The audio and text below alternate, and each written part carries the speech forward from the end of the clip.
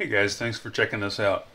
For the last 6 years or so, I've been driving this Cadillac CTS and really like it. It's been a good car. For the last year and a half, though, I've had this problem that's kind of crept up on it where it just kind of wants to slide side to side. It's not really a sliding, but kind of a rocking, but it's just side to side. And it happens mostly over expansion joints and uneven pavement, that sort of stuff. So anyways, I tried to diagnose this. I've been trying for the last year and a half or so, and I just couldn't figure out what was going on because I'd get it up in the air and everything seemed really tight, didn't make any noise, didn't seem to be giving me any problems from the suspension, but it definitely felt like a suspension problem. So anyways, the only way I found it was to leave the car on the ground, and I got a camera under there to take a look at the steering knuckle, and sure enough, when I moved the wheel or the steering wheel side to side, I could hear a clunking noise. You can hear it in the video there, and I could see just a little bit of movement here on the lower ball joint. I thought maybe it was the tie rod, but it definitely wasn't that. It was tight. So anyways, I decided to change the ball joint out. I got a Moog ball joint online for about $50. I thought that was the best way to do it. So these are some of the tools you're going to need to get the job done. So ball joint press, you'll need the ball joint, of course. The part number of the K500290 was specific to the aluminum arm, so make sure you get the right one. You might need pickle forks. You'll definitely need a heavy mallet. Sockets up to 22 millimeters, I believe it was. You'll want some Loctite, tight anti-vibration lockdown glue or whatever they call it. And you'll want to definitely just give yourself a little bit of time to work on this. And you'll need a breaker bar for your socket set as well. All right, so getting into the suspension, this is what it looks like when the wheel's off. There's not really too much to take apart, and it's not really terribly hard to work on. But starting from the top left, you'll want to unbolt the anti-swear bar. You'll need 2 wrenches to do that. Then moving on down, there's 2 bolts behind the brake caliper. You just take those out as if you're changing the brake pads. And then you'll want to take the rotor off. On that rotor, there's a little lockdown bolt that you're going to need to take out. It's not a hex bolt, but it's a Torx bolt. So you'll need to get the right T wrench for that. So unfortunately, I didn't write down what size it was. So anyways, moving on to the tie rod, you'll need 2 wrenches for that. And then you'll need a hex key and a wrench for both the lower and the upper ball joints. They made it so you can get a wrench in there fairly easily with that hex key when you're taking that apart. So that's not too hard to work on, really. All right, don't forget to take the speed sensor out of the knuckle assembly.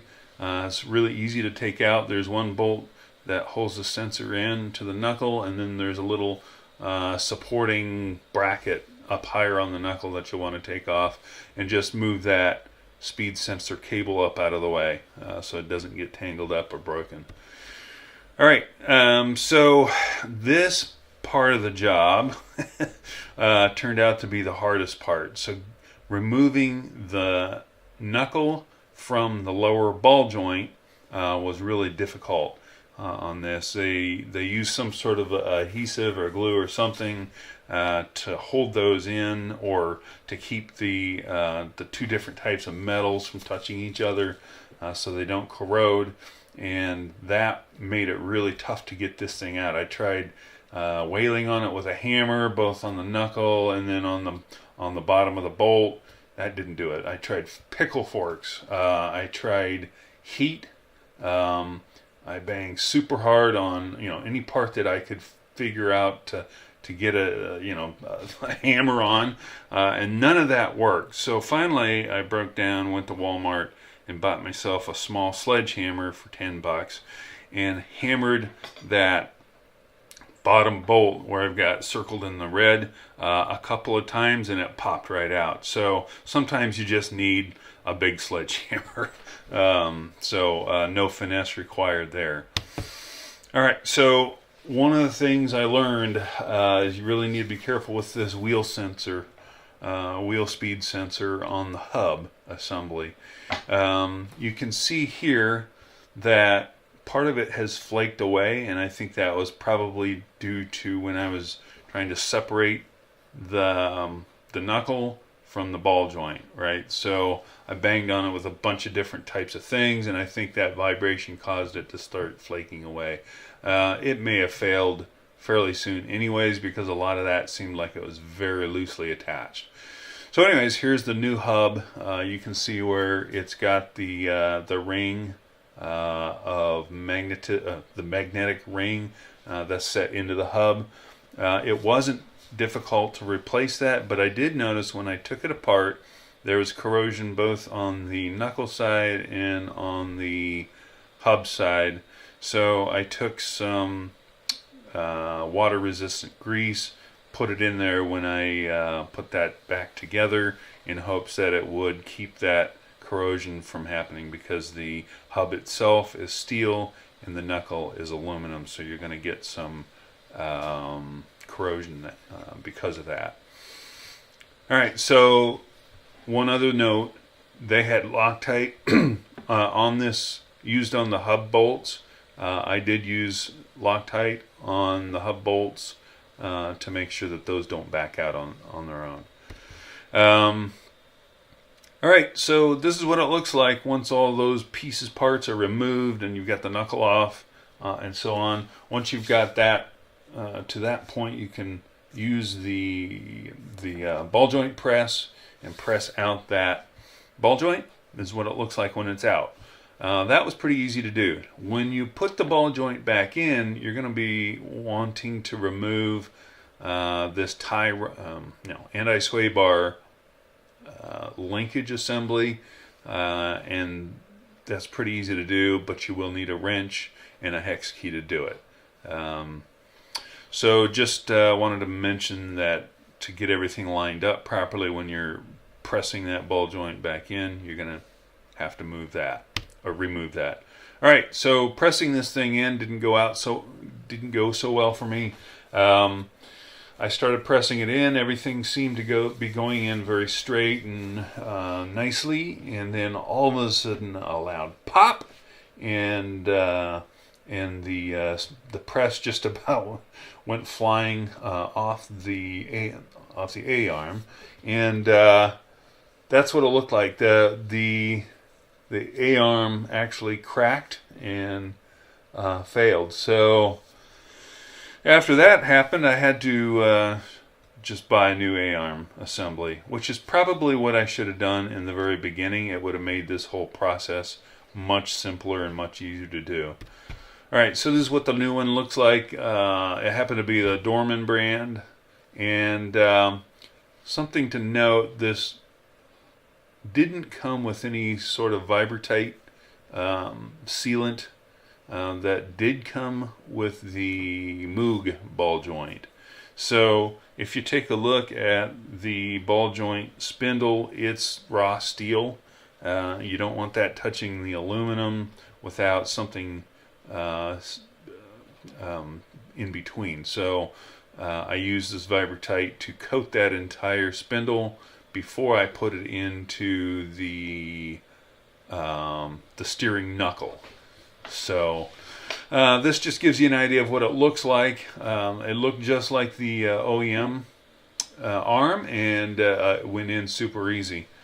So from a quality perspective, I won't know until I run with it for a little while, but it looked like it was pretty well made. There's other brands out there. I was going to go with an OEM, but it was considerably more expensive, so I went with this brand. It was still about $200, so. Alright, so to get that arm off, it only takes 4 bolts. And so you've got your 2 bolts here and here that attach to the frame. And then you've got 2 bolts that hold the shock absorber into the A-arm itself. these large frame bolts are really tight, so you're going to have to be prepared with the right size of wrenches and sockets to get those off. You'll probably have to use a breaker bar to initially break those off, but once they're off, it's not too difficult to back them out. Okay, so if you take a look, what I did when I put this back together, you can easily see where the old bolts were attached to the frame, and so I used those markings to just line up when I put in the new A-arm. So that was a pretty simple way to keep things aligned, or at least reasonably well aligned, after I replaced that A-arm. Same thing on the other side, on the not the bolt side but the nut side. All right, so this is gives you a good idea of how loose that joint was, or the ball joint. That old ball joint wobbled around and it was very loose in the fitting. The new Moog ball joint, I couldn't move it at all with my hands. It was very stiff, and I had to try pretty hard to move it at all. So putting all this back together, it really didn't take very long. It only took me about an hour and a half to take off this old A-arm, put on the new A-arm, and then reassemble the whole thing. So there was a lot of frustration with this project, and it went way slower than I thought it would. I really thought I could get this done in about 4 hours, but it turned out to be a multi-day project, just because of all the trouble I had getting or separating the ball joint from the knuckle. Had I just gotten the hammer or the sledgehammer in the first place, that sure would have taken care of a lot of the frustration. And then, of course, the A-arm breaking, but that could have been just me putting in the ball joint crooked, or somehow it got started going in crooked and I didn't notice it. I don't know if it was too big for the A-arm or not, but at any rate, I ended up replacing the entire A-arm anyways. Now, with that said, if you decided just to buy the A-arm, then that would probably make the job a whole lot easier, and you might even be able to take and replace it by just unbolting the 2 bolts on the frame, the 2 bolts with the shock, and knocking this the A-arm out of the steering knuckle. So that would probably be a whole lot simpler and faster than taking the approach that I took. So I hope that helped. That's all I've got on this, and thanks for watching.